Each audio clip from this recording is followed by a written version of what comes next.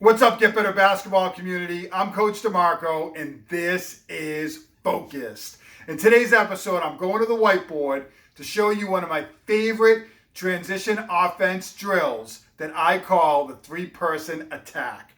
This is a drill I came up with in a year where I felt like my team was struggling to get out in transition. We always wanted to have an attacking mentality and specifically get the ball up the floor in one or two dribbles and hit that player on the weak side or the ball side corner.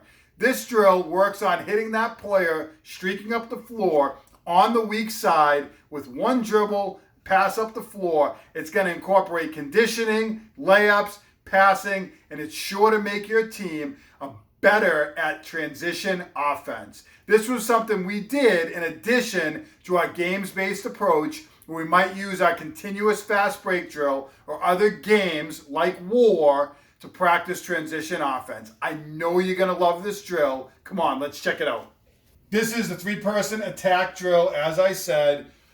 Really simple. We're going to have a player under the basket or a line under the basket, a line, free throw line extended, and a line on the opposite wing. You can adjust this line higher or lower. I like to start it on the hash, but you can really do what you want in terms of where you place those players. Simple beginning. X2 is going to throw the ball off the backboard. They're going to get the rebound, and they're going to hit X1, who's calling for that outlet. At the same time, when X2 throws it off the backboard, I like to have X3 take like a step forward just to kind of get in the habit of maybe being in rebound position, or you could have them turn and box out depending on where you start them. But as soon as that ball is rebounded, they're going to turn, they're going to get wide, and they're going to sprint up the floor. X1 should get the ball with one dribble towards the middle, and they should be able to zip that ball up the floor to X3, who's going to catch it with no dribbles, and they're going to lay that basketball in. As soon as they lay it in, they're going to continue. They're going to touch their foot to the line. They're going to get wide again, and they're going to work up the other side of the floor. So what we're going to have is our X3, who just laid that basketball in, working to get wide and back up the floor. X1 is going to have sprinted down the floor, and they're going to get the ball out of the basket, and X2 is going to sprint to the outlet position. X1 is going to outlet it to X2 now, who's going to turn and take a dribble to the middle, and X3 will again be sprinting up the floor, and they're going to hit them off that one dribble, and they're going to lay it in. They're going to sprint through the line. That's our X2. And our X1 is also going to sprint the length of the floor, because that's where we get our conditioning in, and also good habits. Because we're a full court pressure team, these players had a sprint to get into position for our press, but also wanted to sprint down the floor, because if this player didn't have a layup, they might reverse out, and we might play through one of the trailers and reverse the ball back out to them for a three-pointer or some other scoring opportunity. This is one way that you can do this drill.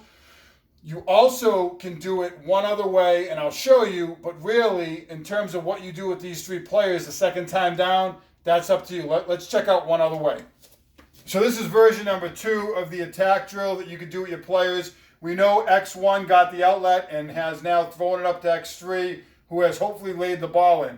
What I would do with X2 is have them sprint the floor and touch the baseline. They then are going to work back up to get wide, and they're going to become the player who's going to get the layup on this side of the floor. X1 is going to sprint down to the baseline. They're going to get back into outlet position. X3 is going to get their rebound, outlet it to X1, who again is going to be the passer, and they're going to throw the ball up to X2, who's going to lay it in. In this instance, you have two different players who are going to take the layup, and it flows nicely because X3 is going to lay it in and kind of continue on that way. We had players who were super fast and athletic, and we like to do it this way to really challenge them to sprint the floor. But you can also go with the first version or any other variation you want to do of this drill. It's going to get your players flying around, sprinting up the floor, and get that attack mentality into their system. If you want your players to have that attacking mindset, then this is the drill for you.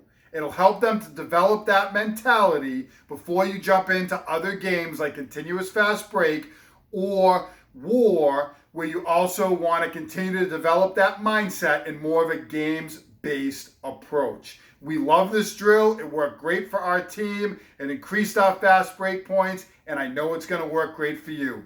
If you like this video, then make sure you hit that like button down below, turn on your notifications, and make sure you subscribe to my YouTube channel for more great videos each and every day.